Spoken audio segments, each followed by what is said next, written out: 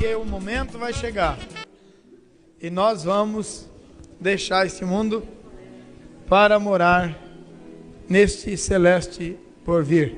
Aleluia, glória a Jesus. Vamos cantar mais um, aquele de domingo, que nós não... qual é? 185? É esse, bem gostoso. 185.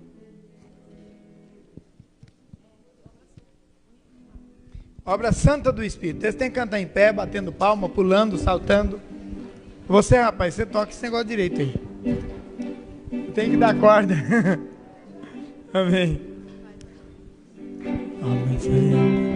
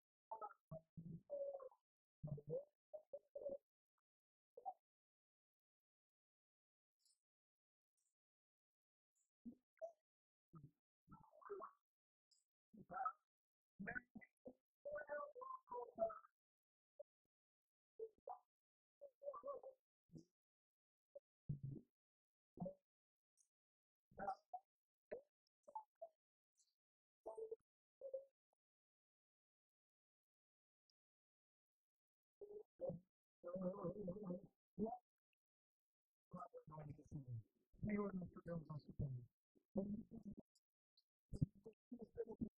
e pelo privilégio de estarmos juntos aqui. Te agradecemos pela tua palavra que é a verdade.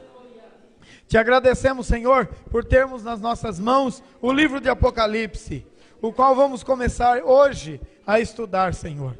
Por favor, ó Pai, nós declaramos, Senhor, a nossa incapacidade para perceber a profundidade da Tua palavra, as profundezas da Tua verdade, mas o Senhor com a Tua misericórdia, oh aleluia, com a Tua graça e com Teu favor, há de nos abençoar, há de nos esclarecer, e nós queremos, Senhor, sair daqui cada dia mais abençoado, mais conhecedor, mais avivado, mais preparado para os embates desta vida, Senhor.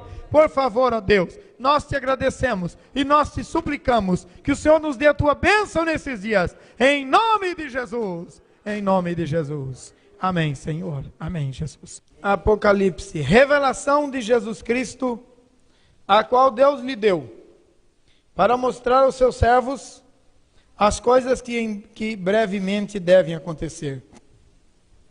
E pelo seu anjo as enviou e as notificou a João, seu servo, o qual testificou da palavra de Deus e do testemunho de Jesus Cristo e de tudo o que tem visto.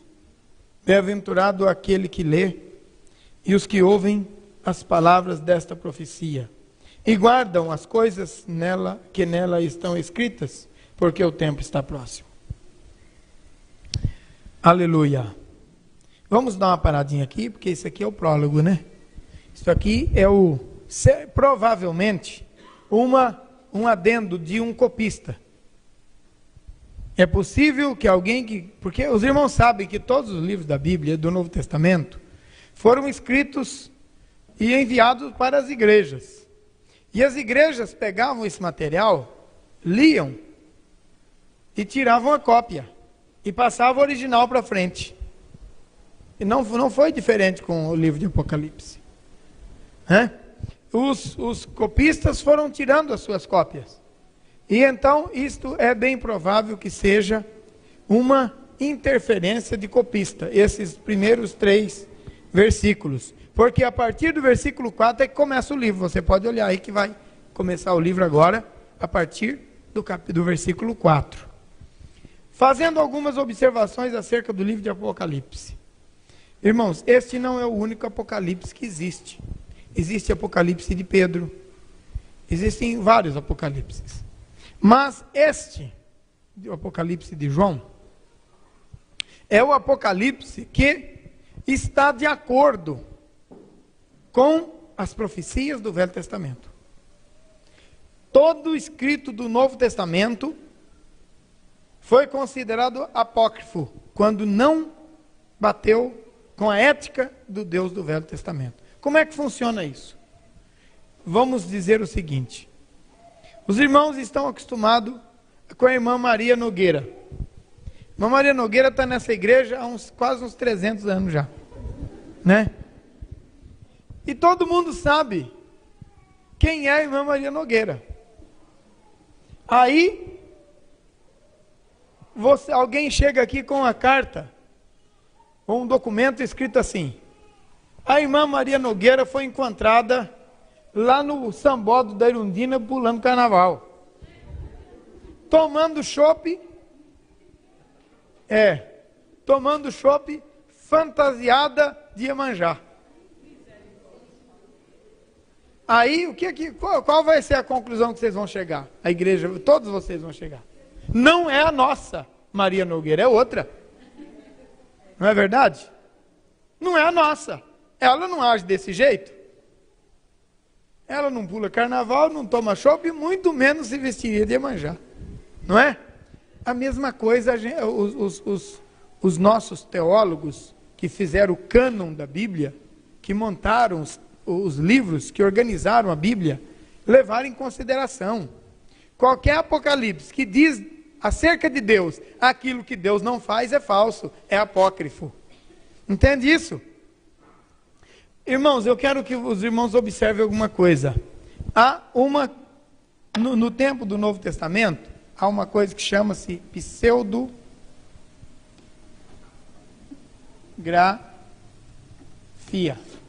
Pseudografia. Eu já falei sobre isso alguma vez aqui, mas vou repetir, porque é importante. O que é uma pseudografia? Uma pseudografia é o seguinte: eu escrevo um livro, mas como eu não sou famoso, como eu não sou conhecido, eu pego um autor conhecido, um Buarque de Holanda ou qualquer coisa assim, e coloco como se fosse ele que tivesse escrito esse material. Entende? Então, é o Buarque de Holanda, aí todo mundo vai olhar, vai respeitar, não é? Mas se falar lá que é um João ninguém dá bola para aquele material. Então, há muita pseudografia no tempo do Novo Testamento. Por exemplo, o Apocalipse de Pedro, não foi Pedro que escreveu. Mas alguém escreveu e colocou Apocalipse de Pedro. Quando foram analisar, o texto não resistiu à análise, porque o texto tinha heresias, tinha coisas que não diz respeito ao nosso Deus. Aquela comparação que eu fiz com a irmã Maria Nogueira. Todo mundo sabe como é que ela age. E jamais seria a nossa irmã Maria Nogueira que ia fazer essas coisas. Então o nosso Deus tem uma linha de conduta, tem princípios estabelecidos. E qualquer coisa que se diz a respeito de Deus e que não faz parte do caráter de Deus é apócrifo, é falso. Então nós temos aí os apocalipses apócrifos, alguns livros, evangelhos apócrifos, nós temos livros do Velho Testamento que são apócrifos. E a igreja, a Bíblia que a Igreja Católica adota, tem 7 livros apócrifos. Né? E mais um capítulo no livro de Daniel que também é apócrifo. Então, agora talvez alguém falou, estou entendendo o que é apócrifo. Estou entendendo por que a nossa Bíblia tem menos texto que a Bíblia da Igreja Católica. É porque aqueles 7 livros que tem na Bíblia da Igreja Católica, acrescentado na Bíblia da Igreja Católica, apoia a oração pelos mortos, a consulta aos mortos e outras coisas mais, que Deus não apoia. Em outros dezenas de textos, né? Em outras dezenas de textos. Por exemplo, o livro de Judite, que é um livro apócrifo do Velho Testamento, apoia o adultério. Uma certa mulher lá adulterava e com isso prestava um serviço a Deus. Jamais Deus aceitaria esse tipo de serviço. Então é apócrifo, é falso. Por quê? Porque Deus não aceita a prostituição. A ética de Deus está estabelecida em toda a Bíblia. Então, um livro apócrifo é aquele livro que contém textos que dizem respeito a Deus daquilo que Deus não faz, daquilo que Deus não é. Todo mundo entendeu? Pois bem, nós temos outros apocalipses que são apócrifos.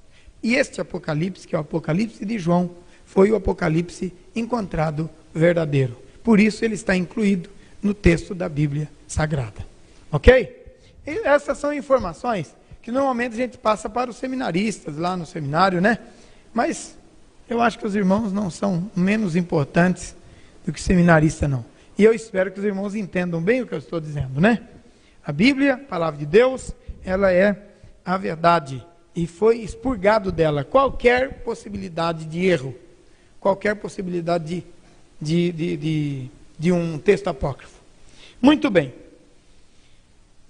Se nós olharmos no versículo 3, nós vamos ver que esse texto foi escrito para ser lido pelas igrejas, como os outros que nós já vimos aí, Romanos e Efésios e Hebreus e etc. Olha o que diz o versículo 3. Bem-aventurado aquele que lê, e os que ouvem as palavras desta profecia e guardam as coisas que nela estão escritas, porque o tempo está próximo. Pois bem, então esse livro foi escrito para ser lido nas igrejas. Ok? Pois bem, além da ausência de dissonância dos outros textos bíblicos, ainda existem mais alguns testemunhos favoráveis à canonicidade do livro de Apocalipse. Ou seja, a veracidade, ou seja, a expressão da verdade no livro de Apocalipse. Vamos ver alguns teólogos, alguns pais da igreja, homens da mais alta reputação, dos tempos dos primeiros séculos, que adotaram o livro de Apocalipse de João como palavra de Deus. Por quê? Por que eu faço isso? Por que eu busco fundamento na história? Porque, por exemplo, se eu quiser saber o que aconteceu nesta igreja, ou melhor, como essa igreja foi construída, essas colunas, como é que foram construídas, eu não vou procurar para perguntar o irmão Roberto, porque o irmão Roberto não estava aqui. O irmão Paulo, que não estava aqui. Eu vou procurar o irmão Crucite, que provavelmente estava aqui quando foi levantado essas colunas. Não estava também? Quem estava aqui quando foram levantados? Ah lá, a Ana Elisa, a irmã Brígida. A irmã Brígida está aqui desde o dia que a igreja foi fundada, né? Glória a Deus por isso. Eu lembro quando foram feitas. Então, irmãos, nós temos que perguntar para quem? Para quem fez. para quem estava aqui quando foi feito, entende? Então a gente consulta os pais da igreja, os antigos, porque eles estavam lá quando Apocalipse foi escrito, e eles testemunharam disso nos seus escritos, nos seus documentos, e isso passou para a história da igreja, e nós temos hoje escritos acerca do livro de Apocalipse. Então vamos dar uma olhadinha aqui, eu anotei algumas coisas aqui, só para nós termos uma ideia. Justino Mártir.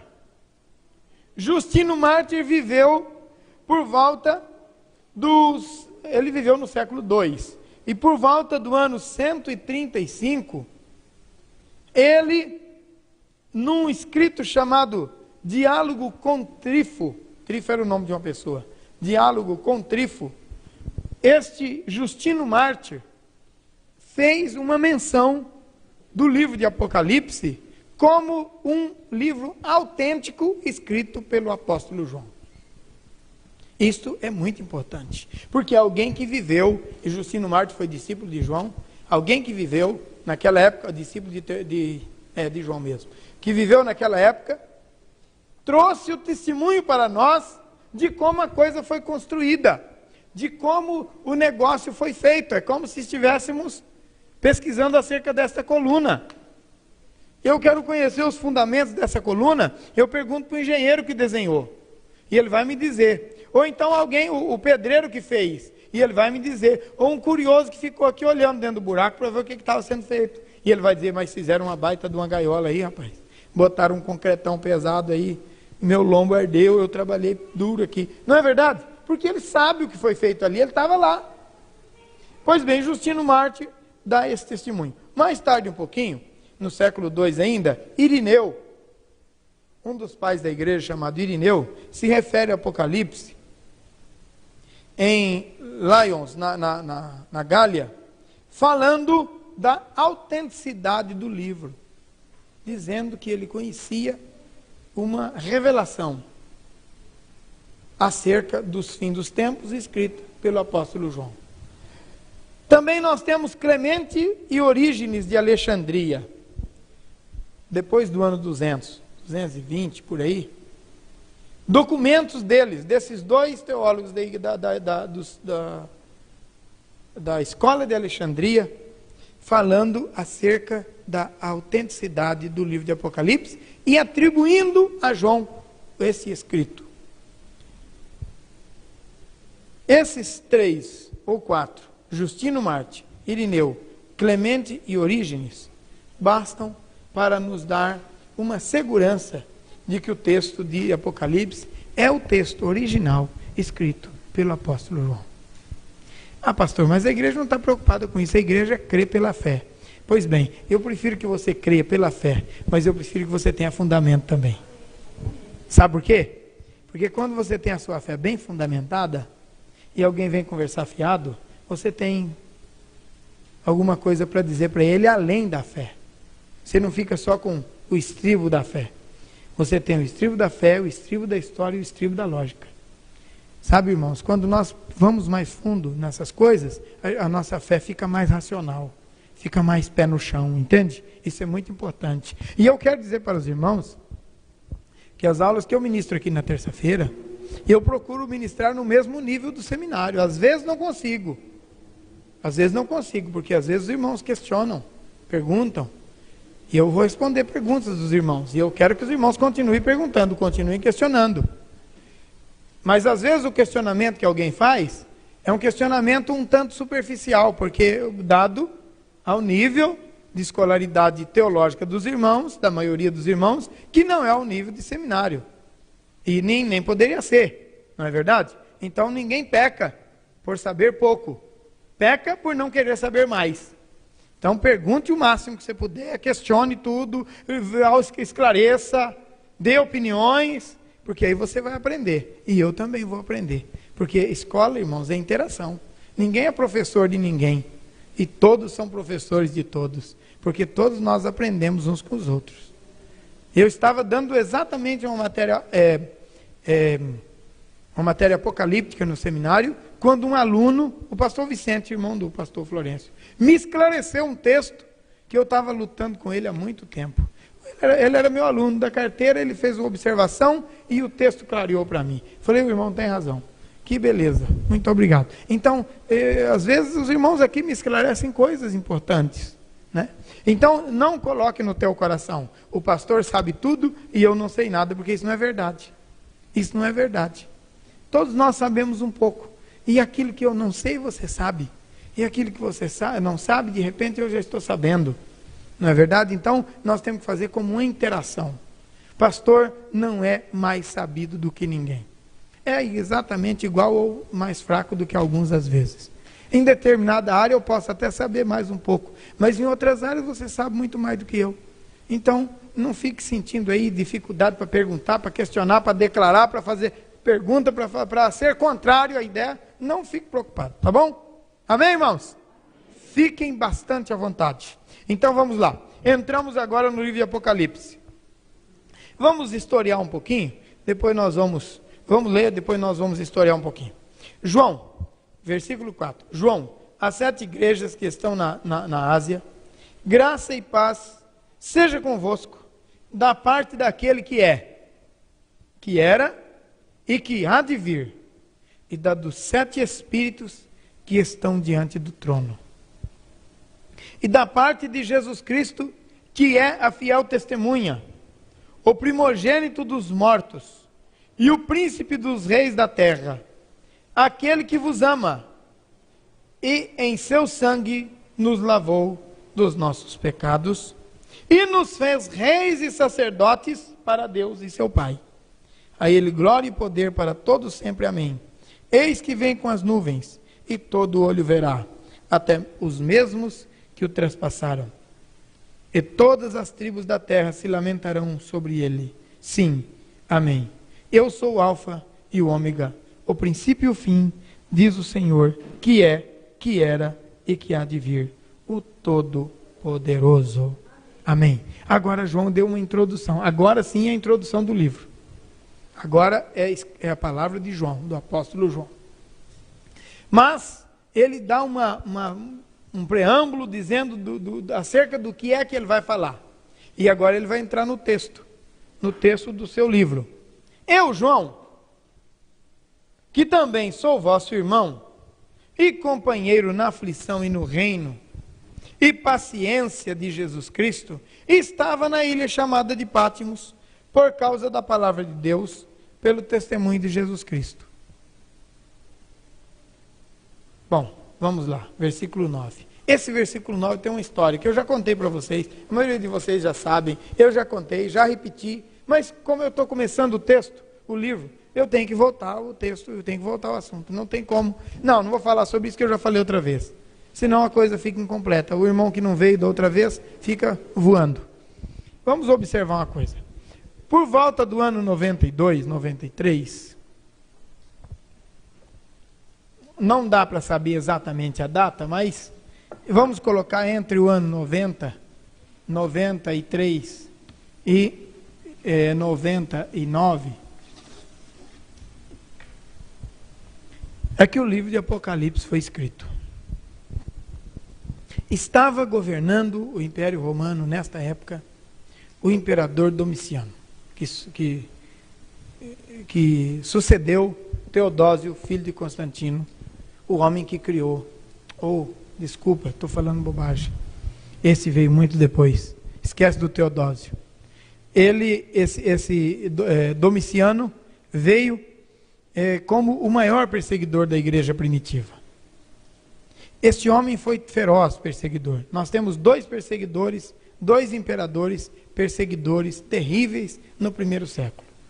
Nero, a partir do ano 64 depois de Cristo, que morreu em 68, suicidou-se, e depois Domiciano, que governou entre 92 e 98, ou 93 a 99, por aí, nesse período.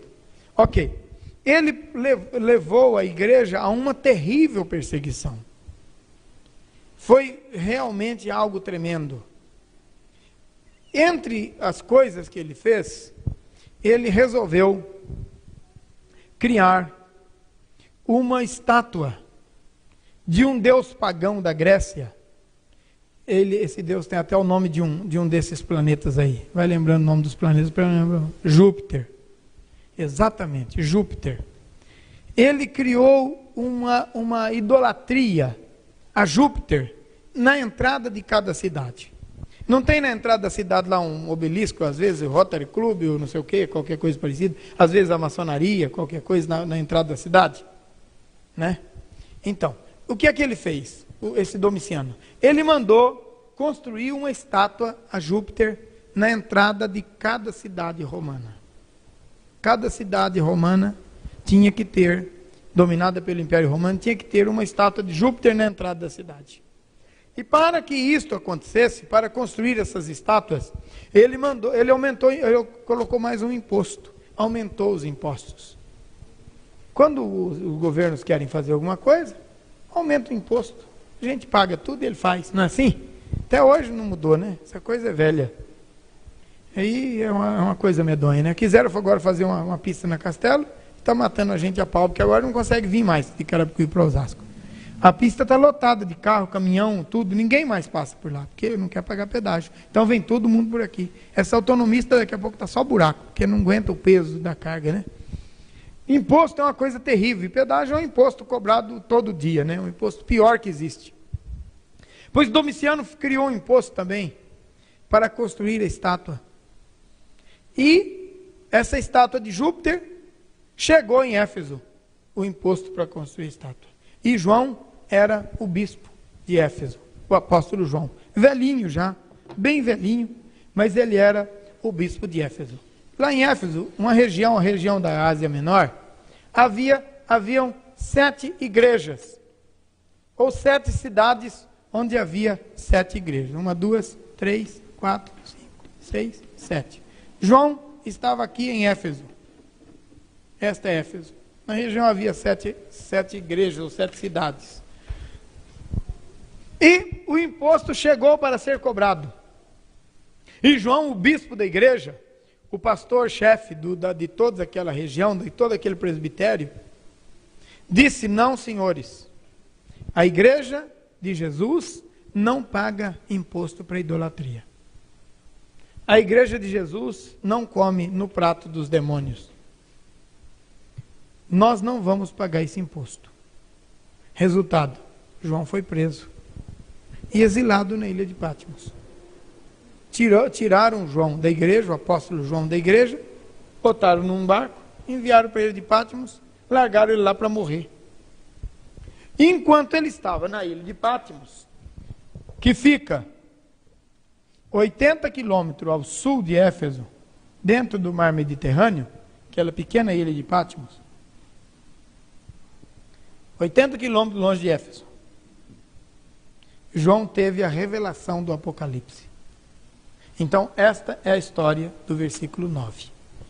Eu, João, que também sou vosso irmão, e companheiro na aflição e no reino e paciência de Jesus Cristo, estava na ilha chamada Patmos, por causa da palavra de Deus e pelo testemunho de Jesus Cristo.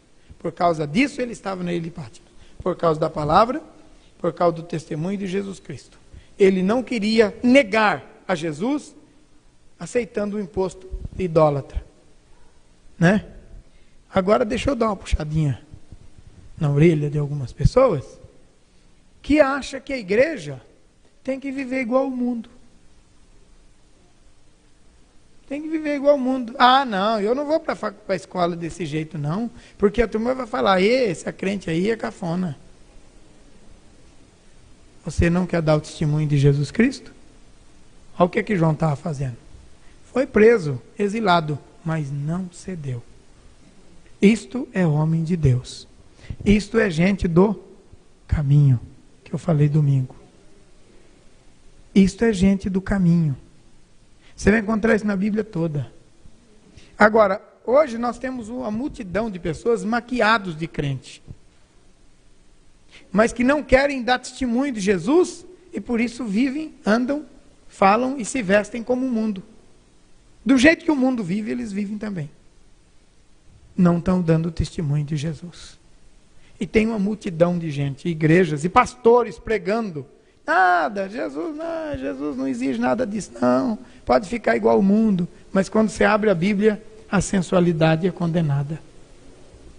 Quando você abre a Bíblia, o cristão é diferente. Quando você abre a Bíblia, morremos para este mundo para viver para Deus. Quando você abre a Bíblia, os que são amigos deste mundo são inimigos de Deus. Não é? Os que se constituem amigos deste mundo são inimigos de Deus. Quando você abre a Bíblia, ninguém pode servir a dois senhores. Ou há de agradar um e entristecer o outro. Quem vai servir a Deus não vai andar de acordo com o mundo, vai andar diferente do mundo. Então vai olhar para você e vai ver que você é diferente do mundo. Agora o que você é? Você é crente ou está maquiado? Vamos para frente? Amém? Ô Jesus, tem misericórdia de nós. E esse livro aqui, irmãos, vai pegar pesado, hein? Pode se preparar. Oi?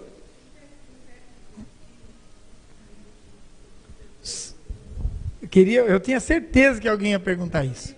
Lá na frente, no capítulo 5, vai mexer de novo. Lá na frente, lá nos capítulos posteriores, aqui só fez menção. Lá na frente vai dizer o que eles fazem. Eu gostaria de responder essa questão lá. Se a irmã não se importar, você vai vir todos os dias mesmo, né? Então vai guardando a curiosidade, porque daqui a pouco eu vou mexer nesse assunto. E eu vou ter que explicar tudo outra vez, então eu explico lá, tá bom? Não tem problema? Amém, irmãos? Amém. Então vamos lá. É bom a curiosidade que puxa mais, né? Um pouquinho, né? Então vamos lá. Fui arrebatado, disse o João. Eu fui arrebatado em espírito no dia do Senhor. E ouvi de trás de mim uma grande voz como de trombeta, que dizia: o que vês escreve-o num livro e envia-o às 7 igrejas que estão na Ásia: a Éfeso, Esmirna, a Pérgamo, Tiatira, Sardo, Filadélfia e Laodiceia. 7 igrejas. E virei-me para ver quem falava comigo. E virando-me, vi 7 castiçais de ouro. E no meio dos 7 castiçais, um semelhante ao Filho do Homem, vestido até os pés com um vestido comprido, cingido pelos peitos com um cinto de ouro, e a sua cabeça e cabelos eram brancos como a lã, branca como a neve, e os seus olhos como chama de fogo, e os seus pés semelhante ao latão reluzente, como se tivessem sido refinados numa fornalha, e a sua voz como voz de muitas águas. E ele tinha na sua destra 7 estrelas, e da sua boca saía uma aguda espada de 2 fios, e o seu rosto era como o sol, quando na sua força resplandece. E eu, quando o vi, caí a seus pés como morto. E ele pôs sobre mim a sua destra, dizendo-me: não temas, eu sou o primeiro e o último, e o que vivo e fui morto, mas eis aqui estou vivo para todo sempre. Amém. E tenho as chaves da morte e do inferno. Escreve essas coisas que tens visto, e as que são, e as que depois destas hão de acontecer. O mistério das 7 estrelas que viste na minha destra, e dos 7 castiçais de ouro. As 7 estrelas são os anjos das 7 igrejas, e os 7 castiçais que vistes são as 7 igrejas.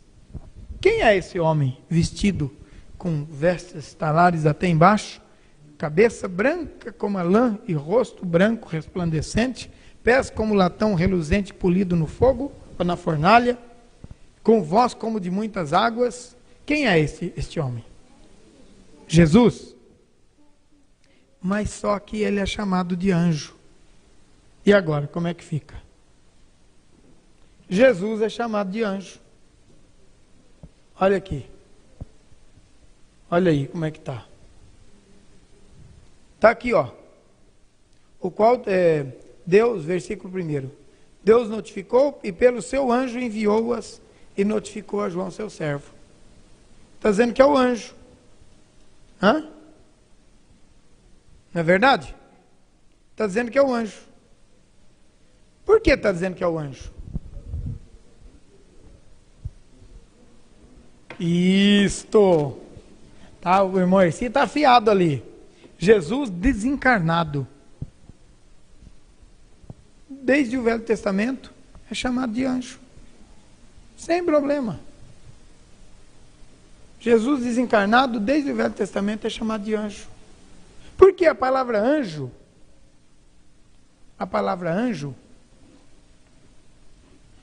significa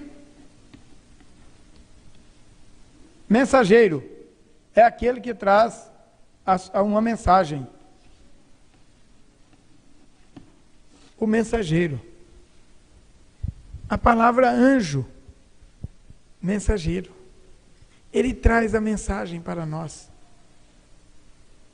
Então, Jesus aqui está como aquele que veio trazer a mensagem daquilo que está determinado desde o tempo da eternidade para acontecer no tempo do fim. Então, Jesus é chamado anjo, mensageiro, em muitos lugares da Bíblia. Então não se preocupe quando você encontrar Jesus sendo chamado de anjo. O anjo do Senhor, geralmente é Jesus lá no Velho Testamento. E aqui novamente, Jesus é chamado de anjo. Não se preocupe com isso. E os pastores das igrejas também são chamados de anjos aqui. Vamos observar esse texto. Vamos dar uma olhadinha no capítulo 2, versículo 1, porque esse texto não é um texto intermitente, né? Ele não termina aqui, ele continua. Esse capítulo aqui, 1, 2, 3, 4, foi colocado depois. Gente, os capítulos e os versículos da Bíblia não são inspirados. Foram repartições que foram criadas depois, só para ficar mais fácil para a gente achar o que a gente quer. Foi uma coisa muito inteligente que foi incluído no texto, porque a Bíblia tem muito texto, tem muito escrito. Se não tivesse números, a gente não encontraria o texto. Onde é que está escrito? No Evangelho de João, mas em que parte? Não tem capítulo, não tem versículo, não dá para saber. Mas, agora com capítulo e versículo, onde está escrito? No João 14, João 13, João 9, João 7, João 8, Apocalipse 16, e assim vai, não é? Fica fácil. Então, esses textos, capítulos e versículos, vieram depois. Às vezes, a divisão não está boa, como de fato aqui não está. Então, às vezes a gente tem que passar de um capítulo para o outro, porque o assunto continua no capítulo seguinte, sem ser concluso. Ok? Então, vamos lá. O capítulo 2 diz assim: escreve ao anjo da igreja que está em Éfeso, isto diz aquele que tem na sua destra as 7 estrelas, e que anda no meio dos 7 castiçais de ouro. Eu sei as suas obras e o teu trabalho, a tua paciência, e que não podes sofrer os maus. Puseste à prova os que se dizem apóstolos e não são, e tu os achaste mentirosos. E sofreste e tens paciência, e trabalhaste pelo meu nome, e não te cansaste. Tenho, porém, contra ti que deixaste o teu primeiro amor. Lembra-te, pois, de onde caíste, e arrepende-te, e pratica as primeiras obras. Quando não, brevemente a ti virei, e tirarei do seu lugar o teu castiçal, e se não te arrependeres. Tem, porém, isto, que aborrece as obras dos nicolaítas, as quais eu também aborreço. Quem tem ouvidos, ouça o que o Espírito diz às igrejas. Ao que vencer, dar-lhe-ei comer da árvore da vida, que está no meio do paraíso de Deus. Bom, agora nós vamos esclarecer algumas coisas aqui. O mistério dos 7 castiçais. Mistério dos 7 castiçais. O mistério das 7 estrelas.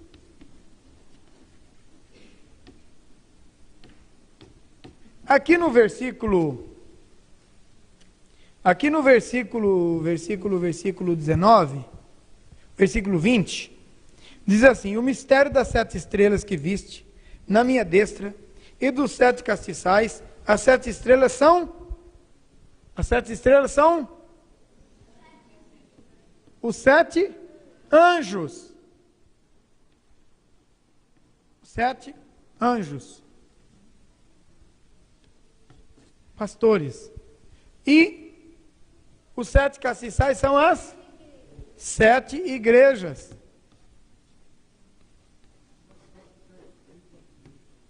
Hã? Fala. Ok. Mistério das 7 estrelas, que vi na minha destra, dos 7 castiçais de ouro. As 7 estrelas são os anjos. Os 7 castiçais que viste são as 7 igrejas. Por que eu li o capítulo 2? Porque no capítulo 2 nós vamos entender aqui uma coisa muito importante. Dá uma olhadinha aí. Escreve ao anjo da igreja que está em Éfeso. Isso diz aquilo que tem a sua destra 7 estrelas e que anda no meio dos 7 castiçais. Então, essas 7 estrelas estão aonde? Na destra, na mão direita. A destra é a mão direita. Mão direita de Jesus. Então, os 7 pastores estão na mão direita de Jesus. E ele anda no meio das 7 igrejas. Vamos observar uma coisa. Qual era a situação de João? João estava preso, exilado nele de Pátimos, por causa do imposto que foi colocado sobre as 7 igrejas. O que João estava orando lá? Qual era a preocupação de João? Senhor, o que será feito dos pastores das igrejas que ficaram lá? Olha a pergunta, será que eu agi certo, Senhor? Será que eu não devia ter resolvido pagar aquela porcaria daquele imposto? E agora, Senhor, como é que está a vida daqueles pastores? Será que eles vão ser assassinados? Ele era o bispo das 7 igrejas. Olha para vocês verem que coisa interessante. Ele era o bispo daquelas 7 igrejas, ó. 1, 2, 3, 4, 5, 6, 7. Ele era o bispo de Éfeso. Ele era o responsável pelas 7 igrejas. Tinha lá os seus pastores auxiliares, um em cada igreja. E ele, não vamos dar esse maldito imposto. Está preso, vai para ele de pátio. E agora, Jesus, o que está acontecendo com os outros lá? E o Senhor Jesus se apresenta para ele de Pátimos e diz para ele, não temas. Não temas porque eu sou o primeiro e o último. Eu estive morto, mas eu estou vivo, pelo século dos séculos. E tenho as chaves da morte e do inferno. E ele olhou e viu 7 castiçais e 7 estrelas. No capítulo 1 não diz onde estavam os castiçais, nem onde estavam as estrelas. Mas agora no versículo 20 já fala. E depois, mais na frente, olha o que diz aqui. Aqui no versículo 5 do capítulo 2. Lembra-te, pois, de onde caíste e arrepende-te. E pratica as primeiras obras. Quando não, brevemente a ti virei. E tirarei do seu lugar o teu castiçal, se não arrependeres. Escrevendo para a igreja de Éfeso. A igreja onde o próprio João era pastor. O que é que Jesus está dizendo para João? Está dizendo, João, eu tenho os 7 pastores aqui na minha mão direita. Com eles na minha mão, eu ando pelo meio das 7 igrejas. Com eles na minha mão. Eu estou na cadeia com esse negócio aqui de novo. Com eles na minha mão, eu ando pelo meio das 7 igrejas. Então você não precisa temer, porque eles estão bem protegidos, eles estão na minha mão direita. Olha, irmãos, que privilégio do pastor que teme ao Senhor e que obedece a palavra e que não tem medo de falar a verdade. Ele vai estar na mão direita de Jesus e o Senhor vai conduzi-lo no meio da igreja com graça, autoridade e poder de Deus.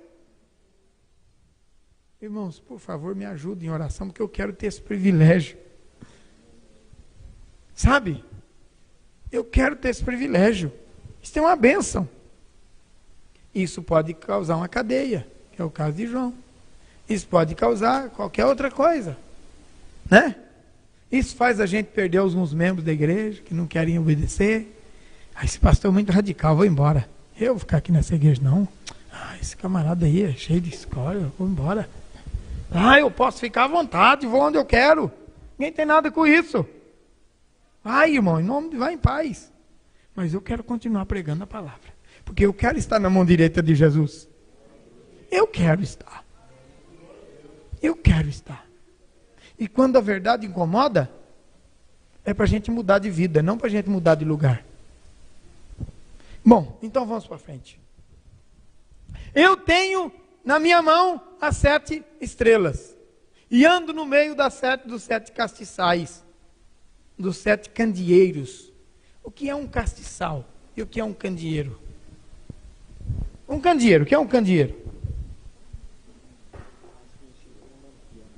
O candeeiro é um lampião. Um lampião. O candeeiro mesmo, naquela época, irmãos, é o seguinte. Eixa, eu vou com o meu desenho aqui agora. Vocês querem ver como é que esse desenho é bonito?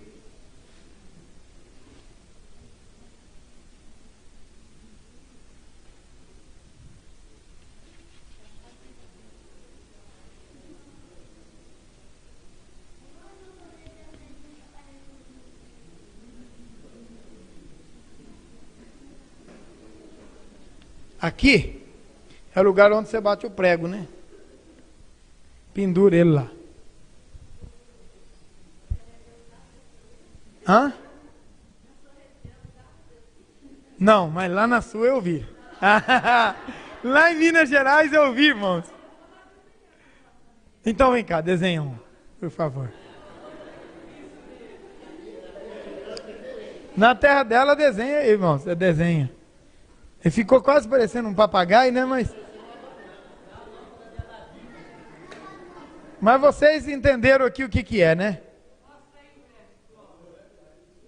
Não, mas essa aí é mais moderna. Essa aqui é mais antiga. Você está fazendo uma lamparina aí. Mas ela está fazendo uma lamparina, irmão. Mas lá na terra dela eu vi candeeiro mesmo, feito daquele jeito ali, ó.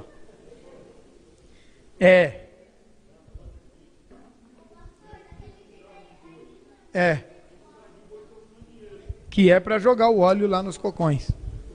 Exatamente. Então, não, mas ela está fazendo um lampiãozinho moderno. Para com isso. Eu já vi lá na terra dela, irmãos. Eu candeeiro mesmo igual esse aqui, ó. Sabe? Aí é o lampiãozinho, a querosene, né? Fruto do petróleo. É coisa moderninha, né? Não, desenha aqui um candeeiro, desse que nem na casa da tua avó. Esse é lampião.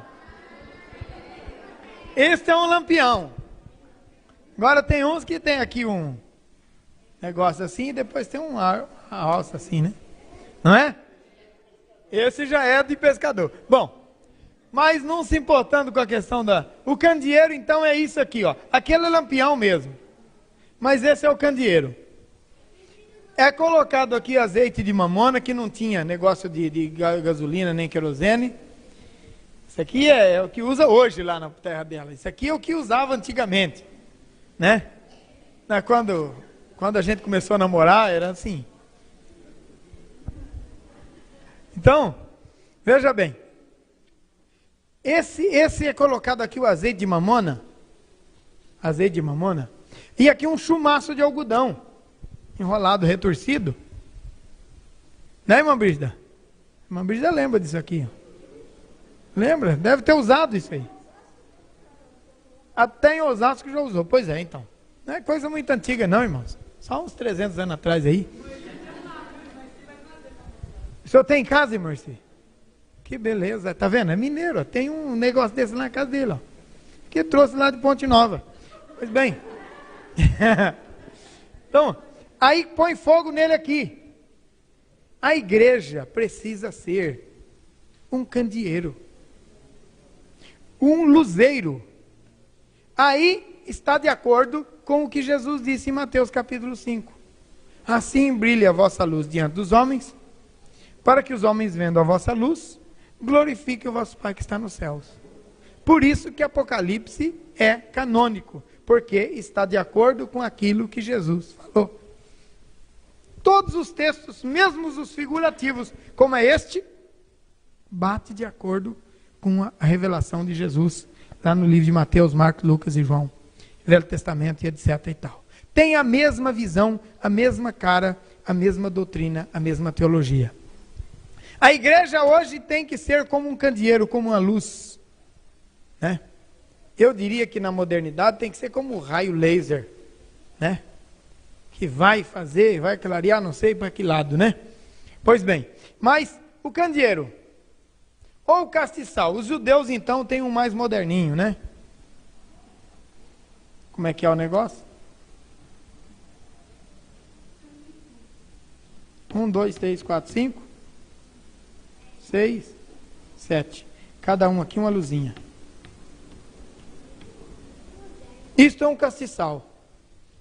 Não, esse não é muito moderno, não. Isso é bem antigo. Isso é um castiçal. Entende? Mas qual é o objetivo do castiçal? Ou do candeeiro? Clarear, iluminar. Então esta é a função da igreja de Jesus. Se você não é uma luz neste mundo, você não é a igreja de Jesus. Novamente eu tenho que falar. Se você vive de acordo com o mundo, você está apagado. Ou não? Se você vive igual ao mundo, você está o quê? Aceso ou apagado? Contra fatos, não há argumento. Quem quiser andar contrário, é problema dele. Mas a palavra de Deus é bem clara. Nós não somos deste mundo. E temos que viver diferente dele. Ou então, estamos apagados. Amém? Então vamos para frente.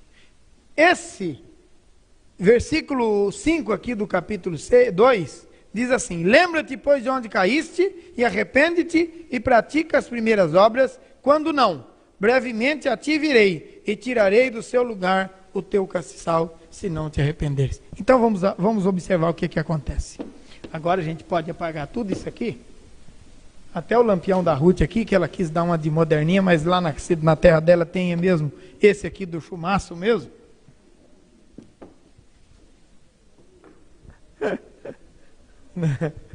Bom, as 7 igrejas estão, vou fazer ela maior, né? Fazer ela maior assim.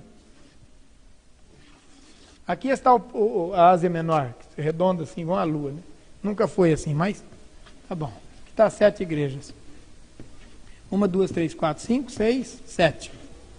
Jesus disse: eu sou o primeiro e o último, tenho as 7 estrelas na minha mão direita e ando pelo meio das 7 igrejas. O que quer dizer isso? Que Jesus vai abençoar essas igrejas enquanto caminha pelo meio delas. Ele vai caminhando pelo meio da igreja, da nossa igreja aqui, da outra igreja ali, da outra igreja lá, enquanto ele tem o pastor na sua mão direita, e a igreja vai crescer, vai desenvolver, vai ser uma bênção. O irmão Arlindo acabou de falar isso comigo lá em cima. Pastor, quando Deus está abençoando, as coisas começam a dar tudo certo. Pastor, a gente poderia colocar assim então, que é a multiforme graça que Paulo falou, essas igrejas na terra, no total, tem que estar enquadrada ao perfil dessas 7 igrejas. Eu diria que é o perfil positivo, porque tem o perfil negativo. Sim, mas elas enquadram ou no positivo ou no negativo, no perfil das 7. Sim. As igrejas, de um modo geral, elas têm um desses problemas, ela vai ter, né?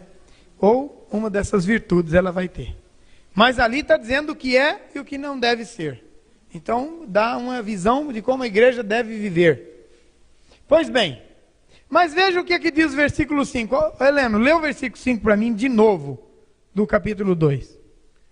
Lembra-te, pois, de onde caíste, e arrepende-te, e pratica as primeiras obras, quando não, brevemente a ti virei, e tirarei do seu lugar o teu castiçal, se não te arrependeres. O castiçal é o que mesmo? É a igreja. O que é que Jesus faz? Vamos supor que essa aqui fosse, de fato, essa aqui, desse lado aqui, seria a igreja de Éfeso, para a qual ele está falando. Arrepende-te e volta à prática das primeiras obras, senão eu virei a ti e removerei do teu lugar o teu castiçal. Então vamos fazer o seguinte, ele vai remover, ele não se arrependeu, vai remover.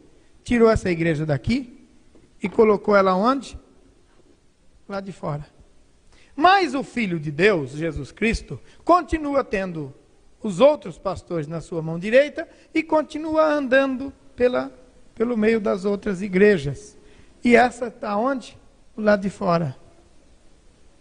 Esta é uma igreja fria, uma igreja sem o Espírito de Deus, porque é uma igreja desobediente. Ela inventa 1000 artifícios para sobreviver e para dar uma de que é a igreja de Jesus. Mas não é. Está cheio disso por aí. Inventam 1000 coisas. Inventam uma multidão de coisas. E nada disso é necessário. O que precisa é estar na mão direita de Jesus. O que precisa é estar no lugar certo. Lugar da submissão e da obediência a Deus. Porque se não tiver aí, vai ser colocado do lado de fora. Aí, como não tem o Espírito de Deus, tem que inventar artifício para sobreviver. Aí precisa fazer no fundo da igreja uma quadra de jogo, tem que fazer lá não sei mais aonde isso, aí tem que levar a mocidade para a praia, aí tem que fazer isso, tem que fazer aquilo, senão ninguém vai ser crente. Ninguém quer ser crente numa igreja que não tem nada de festa, nada de coisa para a gente fazer. Pois, irmãos, quando o povo de Deus está cheio do Espírito Santo, nem lembra dessas coisas. Faz uns bailinhos, puxa as cadeiras e... dançando, fazendo um baile. Tomando cerveja de latinha e dançando e cantava, ah, Jesus é um barato, e tudo dançando e bebendo, e o pastor junto ainda queria brigar com os vizinhos, porque os vizinhos reclamavam que está fazendo barulho. Pois é, esta é porque foi colocado do lado de fora. A igreja, olha, a igreja foi colocada do lado de fora. Então, irmãos, agora a gente vai entender outro princípio bíblico aqui. Nós somos a igreja. Somos um corpo. E como corpo, se um dedo está ferido, doente, todo o corpo padece. Quando um membro da igreja está em pecado, atinge a igreja inteira. Porque ele é membro, ele faz parte do corpo. Então, às vezes a gente fala, mas nossa igreja está tão difícil e tal e coisa. É porque pessoas atrapalham com vida irregular na presença de Deus, tomando a Santa Ceia. Você entende isso? Toma o cálice do Senhor e toma o cálice dos ídolos. E aí prejudica a comunhão do corpo e o corpo fica doente. E se não houver arrependimento e conserto, vai ser colocado do lado de fora. Irmãos, quando eu olho para Apocalipse, capítulo 1 e 2, eu chego à conclusão que eu sou um pastor muito mole. Eu tinha que cair de pau em cima de vocês, todo dia. Eu tinha que cair de pau, porque não é brincadeira. A coisa é muito séria. Não, aqueles que estão de acordo, né, irmão Mauro? Não vai sofrer nada. Nada que fala vai bater, porque está de acordo. Aleluia, vamos embora, não é verdade? A Bíblia é suficiente. E quando a gente fala a verdade, irmãos, não bate em quem é obediente, só bate nos rebeldes. Quem está servindo a Jesus não tem para quê? Qual a dificuldade que ele tem? Se ele descobrir que está errado, ele conserta, que ele é fiel, ele é obediente, ele é humilde, ele é quebrantado. Então, para ele é uma bênção. Agora, os rebeldes ficam criando caso. O que o irmão ia dizer? Pastor, eu tenho entendimento e dificuldade com algumas coisas que a gente vê por aí, que as pessoas vão para determinados rumos e diz que a igreja dita para o pastor, para onde o pastor deve levar a igreja. Agora, as cartas do Apocalipse, ela é endereçada ao anjo da igreja. Ele está apontando para ele e mostra o erro dele, o pecado dele. E diz que se eles não se consertar, vai tirar dele a igreja. Bom, o que vai fazer com ele depois eu não sei. Mas o fato é que a igreja não está sendo condenada, ela em si não está sendo condenada. Entretanto, ela está indo para um lugar que o pastor está deixando, e ele não pode deixar. Portanto, é o púlpito que dirige a igreja, não a igreja que dirige o púlpito. É, verdade. Aí eu suei frio agora. Oh, Jesus, tem misericórdia. Mas é verdade. É verdade, a responsabilidade nossa aqui, irmãos, é muito grande. é muito grande. A nossa responsabilidade é muito séria. Não é à toa que às vezes a gente perde uma noite de sono. Já perdi algumas com essa igreja. Eu quero dizer para os irmãos, essa igreja de Osasco é uma das igrejas mais gostosas de trabalhar que eu já tive. Mas é uma das mais pesadas que eu já pastoreei. Porque tem pessoas aqui na igreja, eu não vou citar nome de ninguém, que você chega e fala no pé do ouvido dele assim: você sabia que isso está errado? Ele fala: sabia. E amanhã está do mesmo jeito. Parece que não escutou nada. É terrível isso. Sabe? Mas isso vai mudar. Em nome de Jesus. Isso vai mudar. Porque Deus vai operar. E nós não vamos deixar de pregar a verdade. E Deus vai fazer a obra. Hã? Em nome de Jesus. E muitas pessoas já mudaram. Muitos já melhoraram. Graças a Deus. Será que vocês concordam comigo? Já houve melhora? Muitos já melhoraram? Amém ou não? Amém, amém. Assim, amém meio assim, derrubado, né? Só o irmão Crucito que está com mais fé aqui. O Heleno nem amém não falou. Tá bom, né? O que vamos fazer? Bom, mas eu creio, irmãos, que Deus vai continuar agindo. E nós vamos continuar falando. Pois não, irmão Sabino?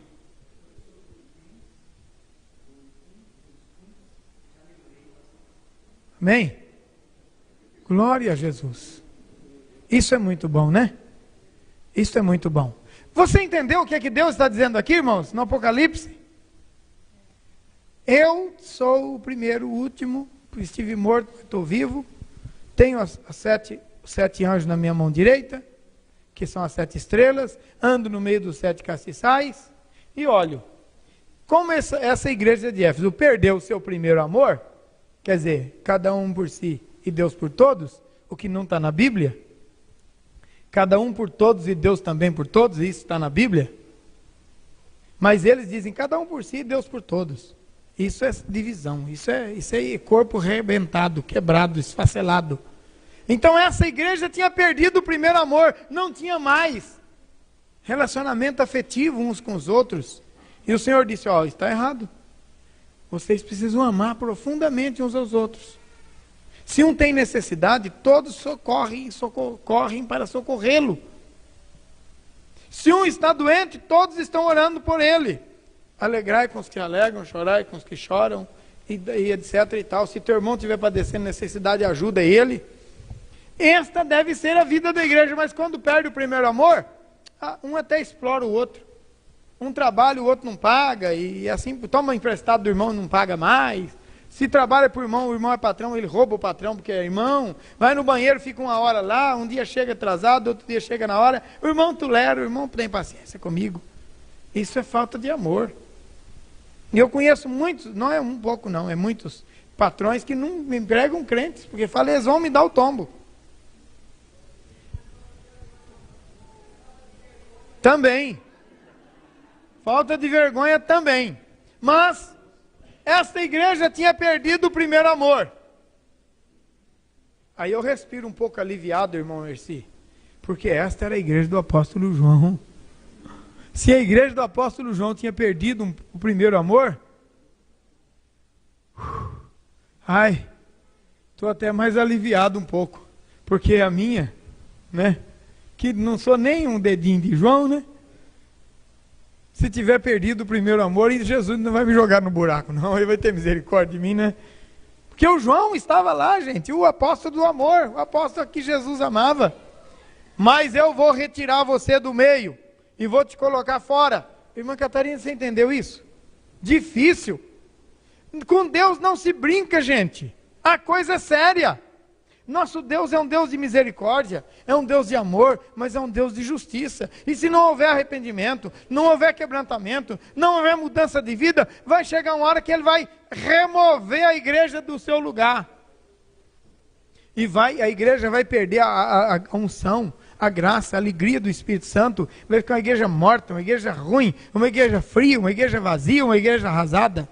Nós precisamos buscar com todos os dias, com todas as nossas forças, a graça de Deus e a misericórdia para a obediência, para que nós não sejamos vomitados. Vai aparecer lá na frente. Porque não é frio nem quente, vou te vomitar da minha boca. João não estava lá. João não estava lá, mas o texto foi escrito para a igreja de onde ele era pastor. E fazia pouco tempo que ele tinha saído de lá. Entende? Ele ficou 2 anos só nele. Tinha.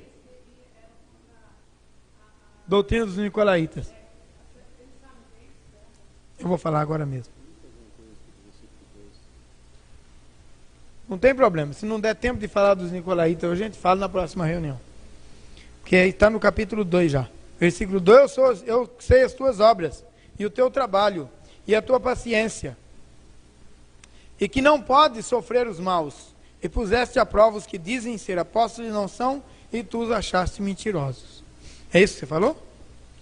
Então, a igreja estava recebendo uma nota positiva no que diz respeito à escolha de quem ministrava para ela.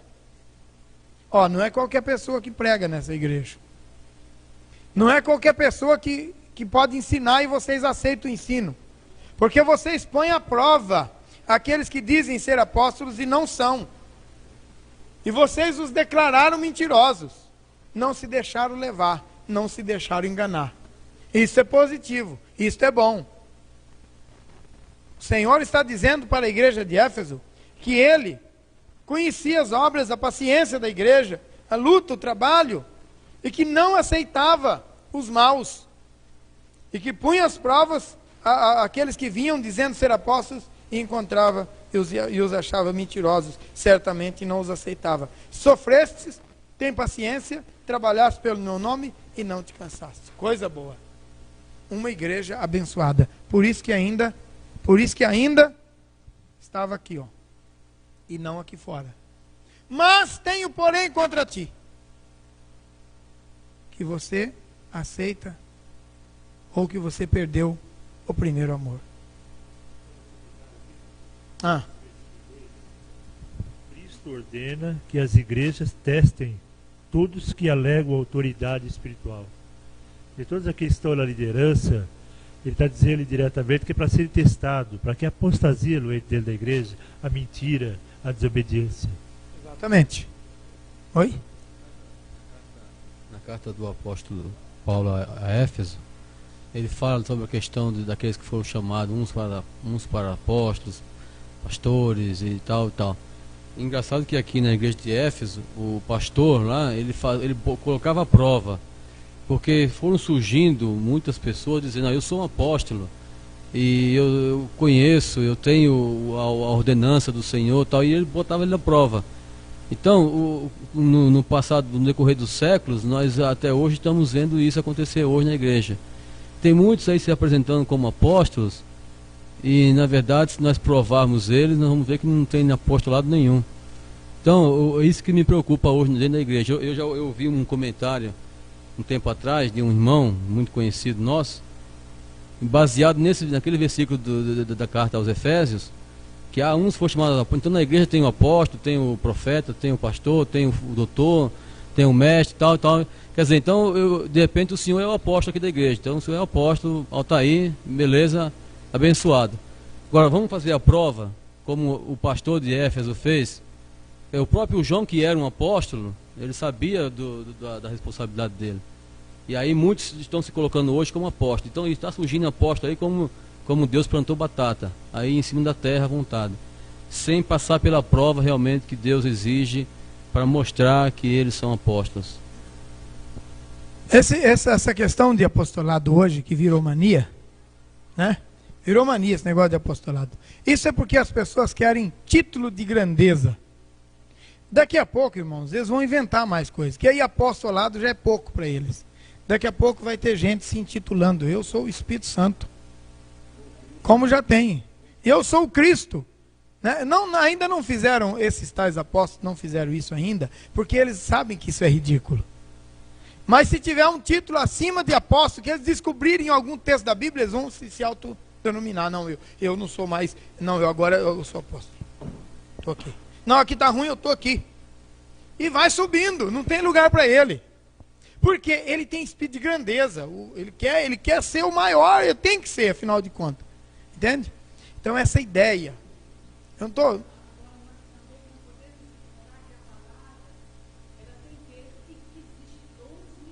Sim, existem. Existem os apóstolos, os profetas, os bispos. Eles não o são porque se autodenominam. Eles são porque têm um chamado ministerial para isto. Eles são porque Deus os chamou. E eles serão mesmo. Separa. Exato. Eu vou citar um exemplo do tempo do Novo Testamento. Vocês já leram, certamente, alguns de vocês, já leram aquela carta do apóstolo Paulo para aquele menor do Novo Testamento? Filemão, obrigado, irmão. Para o Filemão. Falando acerca de um escravo Onésimo que tinha roubado, e aí foi para Roma, e Paulo ganhou ele para Jesus em Roma, e devolveu ele para o Filemão. E disse para o Filemão: receba-o no Senhor como teu irmão e tal. Mais tarde, este Onésimo, ex-escravo, se tornou bispo de Éfeso, no lugar do apóstolo João. Olha, o Filemão era o patrão dele, mas na igreja ele era o bispo. Por quê? Ali estava reconhecido o ministério da pessoa, e não quanto é que ele tem no bolso. Você entendeu isso? Porque hoje não se leva em conta o ministério, mas quanto é que ele tem no bolso. Esse é o nosso grande problema. Eu tenho visto, eu estou cansado de ver isso por aí.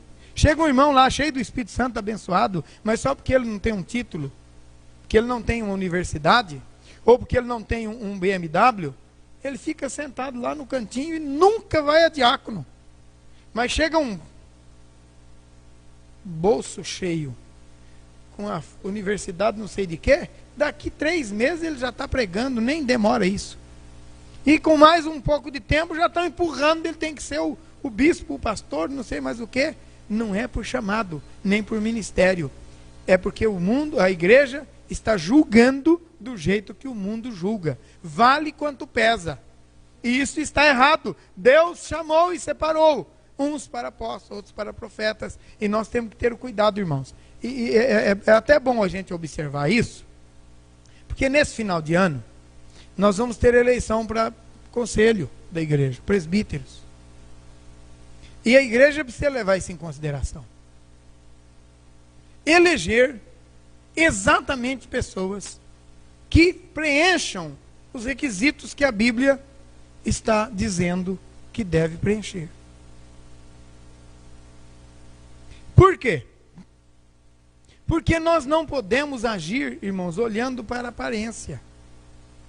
Nós temos que olhar para a vocação de Deus para a vida das pessoas.